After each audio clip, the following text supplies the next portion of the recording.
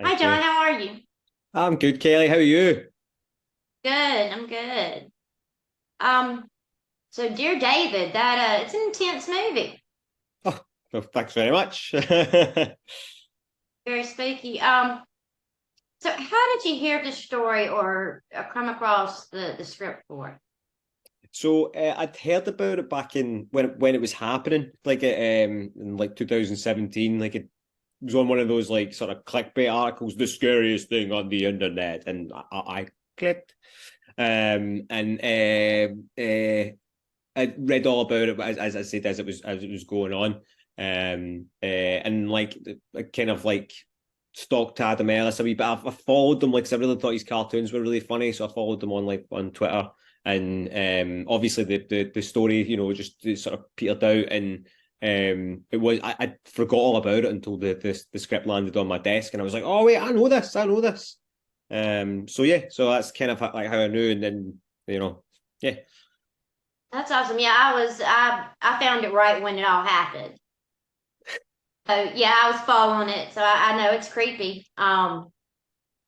And I know there's like a combination of real events and some added events into the movie. Can you kind of go over some of the added parts, like the aspect of it, starting online.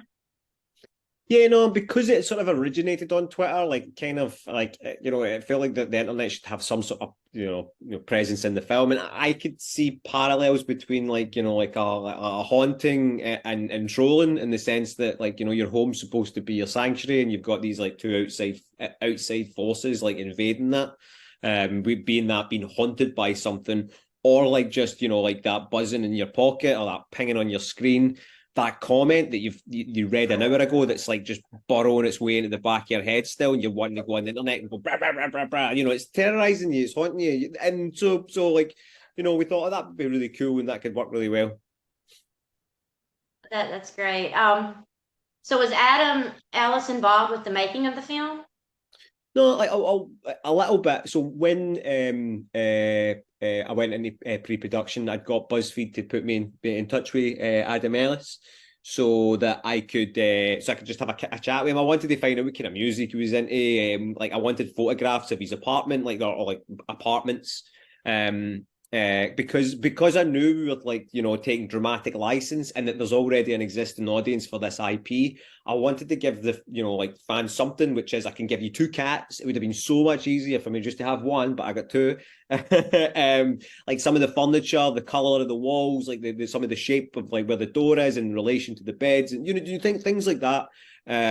So that I could transport them to somewhere familiar that they know, they recognize, and things like that. And as well as that, for fans of Adam Ellis, like my costume designer Olga Barsky, she dug right into like Adam Ellis in 2017 to find like outfits and stuff that he was wearing, bags, like things like that that again fans of him would recognize, know, and like we made up like mock up band t-shirts and things like that from some of his favorite bands. As as I said, so that again I could have that little bit of more authenticity to him, and as I say, for the fans of that original IP. Those little details are so important, and one of the first things that caught my attention were the cats. The two cats right there, because I have cats, and that freaked me out a little bit because mine have done that. Yeah, the creepy, like they're so creepy. Like I don't know what it is with cats and something out and spirits. You know what I mean? Right, right. But it is, and as somebody who saw the original thread, it's important to see those little nods to the authentic story. Yeah, no, And because I'm going to take that dramatic license, and I want you to feel involved. I want to go, and they've kept that, like I know this bit, like I've kept that bit. I want that, as I say, me feel welcome, because you know yourself how many theories there are out there, conclusions, and people have built it up in their own head and their own stories of what they think happened and what it should be like. That as I say, I just want to give them something back. right, and you do it, like I said, I noticed those little things right away. Even the original sketch of David, of Dear David, notch taken out of his head. That's the real one. I've seen that, you know. So that was awesome. Um, now that it's coming out, what are you hoping for the fans to respond to? What are you hoping they think? I just hope that they enjoy themselves and like that it's a fun ride for them. Like the thing that really attracted me to this script was the character of Adam Ellis. Like, he's funny, sarcastic, in your face, cynical. Like like he's a you don't see that character in like a horror movie. Like you don't really see that. So that really interested me, and like I really hope they enjoy that journey for that character and seeing them going through this thing. Right, right. And it is, that's great. And I love that it comes with a really big, kind of point warning, against cyberbullying or trolling. And so that was a nice touch as well. Well, like it's indicative of like the internet in 2017, if that makes sense. Like it's like I'm dating this film, but it sort of stands in a period in time of the internet where like Twitter was it's craziest. I think, my opinion, anyway. Right. And it like I said, it was scary too, which was, always a great thing when it comes to horror. Yeah. But it was those smaller, unnerving moments that kind of got to me, like the rocking chair, just moving. That was enough to be like, no, burn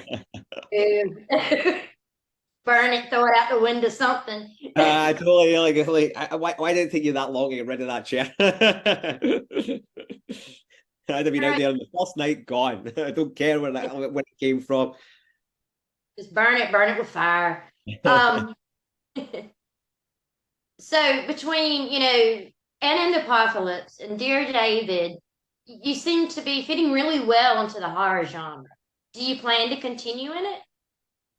Like I love horror. It's one of my first loves of film and cinema. Like my mother was like a massive horror fan, and like so like as a kid, we got horror movies. Like she loved John Carpenter. She loved like Stephen King books. So we got all the Stephen King movies and all of that sort of stuff.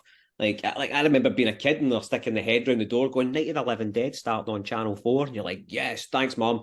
It's a real love of mine, horror. And like I love the horror community. Like I think it's just such a wonderful, welcoming community, and but if they love your film, they champion it. It's such, as I say, a great genre to be part of.